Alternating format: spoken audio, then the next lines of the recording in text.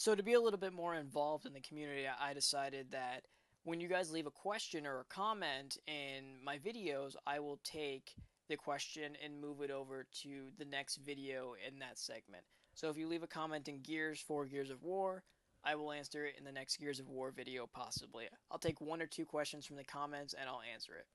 So that way I'm more involved with you guys and you guys know that I'm actually reading these comments. So the first question I have is from a frickin' chicken 23 and it goes, I don't remember ever subbing to you, lol. I just completely random to see this in my sub box, but hey, I'm not complaining. Looking forward to some Gears 3 and Booth 3, Battlefield 3. How do you like TDM, which is Team Deathmatch, on the three remakes Blood Drive, Clock Tower, and Bullet Marsh? So that's today's question. I'm going to be answering it as the video starts playing. Now, conveniently, I had this match of Clock Tower already pre-recorded. I played it actually immediately after Blood Drive. I just didn't want to upload it right away. So I'm glad this question actually came because that's where I got the idea to answer the questions in the beginning of the gameplay. Now, Team Deathmatch is my new favorite mode. I used to play a lot of Guardian. As you guys know, Capture the Leader is a mix of Submission and Guardian. I'm not a big fan of it. I'll get to that a little later. Now, when I play Gears of War, if I'm by myself, I just do quick matches because there's no reason to sit in a ranked lobby. Quick match and ranked are almost the same thing nowadays. It really makes no difference. You can argue it all day. They're basically the exact same thing, except one doesn't use true skill to match the players, while the other one does. Ranked uses true skill. Quick match puts you against whoever. Now, playing against whoever, you can face really good people, or you can face really scrubby people. So I'll get to that after as well. Now, Clock Tower, I really like Clock Tower. I like the map. It's open. There's not a ton of corners. I hate people that use sawed off and retro. So, like the map Rustlung, I hate the map Rustlung. And the reason for that is narrow corridors, lots of corners, which means either they're going to be retrofiring down the hallway and it's hard to push a position, or they just hide around the corner with the sawed off. The corners are pretty hard to see people too. Like I take long turns when I go around the corners because I hate sawed offs, but they still manage to get you. I call it my friends and I call it the Taliban gun because you shoot, you miss, you run away, and you reload. And they usually the people who use the sawed off can't even reload it properly. They usually jam. Completely different though. So Rustlung, flat out the bat, I don't like Rustlung. Clock Tower I like. It's open. It reminds me of Gears 1. It feels very solid. I know the map, obviously, and it was just a good map in general. It should have been in Gears 2.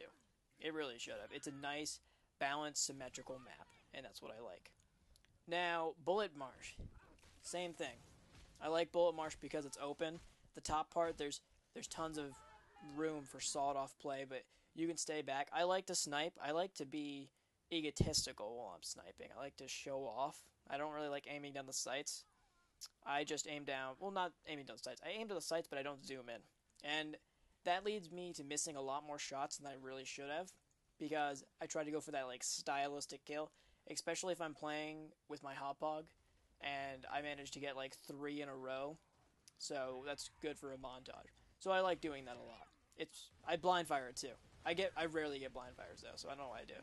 But so Clock Tower, good. Bullet Marsh, good. Blood Drive, excellent. Blood Drive is always going to be one of my favorite maps. It's a really good, balanced, symmetrical map. Power weapons in the middle, grenades on the sides. There's corridors for those people that like that sawed-off retro style play or their shotgun battles, if you can even get them anymore. So it's a really nice balanced map. There's also Boltox in the top corner and Gorgon pistols. I actually like using the Gorgon pistol. It's not bad. It's good for closer range. Uh, in this game, I like it less than when it was a burst fire gun because it's less accurate. When it was like 3 burst fire, I preferred it. But hey, what are you gonna do? I still use it though. It still has immense stopping power and power in general. It gets 3 times damage per headshot, which is crazy. So the Boltok, I like it when it's in the top corners because you can just play passively, which my friend actually likes to do. You'll see him in some game footage sooner or later. He hasn't been in these last 2. But he likes to camp back with the Boltok, so he's going to like Blood Drive. He wasn't a fan of Gears 2 because of how laggy it was in the beginning, and he didn't really give it a chance once it kind of fixed up towards the end. So he's definitely going to be playing with that Boltok really passively in the back. Now, the whole reason I don't like Capture the Leader is because, one, I hate leaving spawn and it telling me that I am the leader. It's so trivial, but I absolutely hate it. I really do. I realize I'm playing Capture the Leader. I realize who the leaders are. You don't need to tell me. I understand it's for new people or people who are just starting the game, but you don't need it. You should have an option to turn it off. It allows the whole team to get in front of you so you don't make stupid mistakes, and it makes you try to play passively, but for me, it's just annoying. I really hate it. And if they took that out, I would probably play Capture the Leader more, to be honest.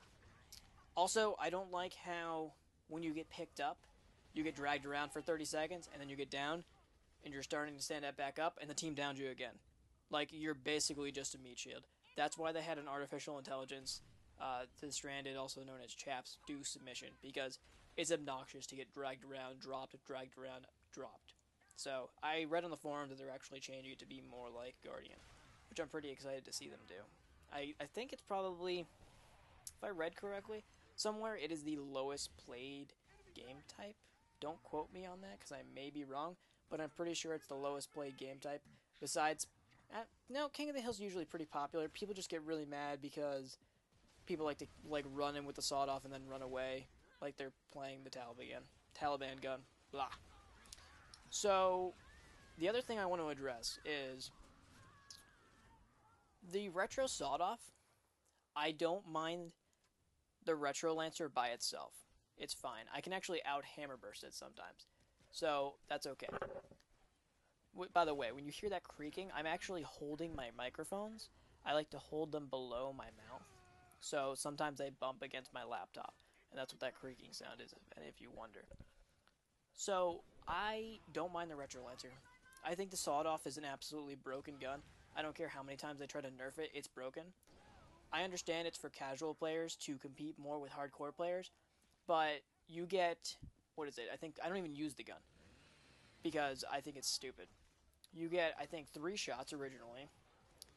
It insta-gibs at the same range as a Nasher, maybe slightly less. And it has 180 degrees, which means you could be facing completely to the right of somebody and you can still kill them.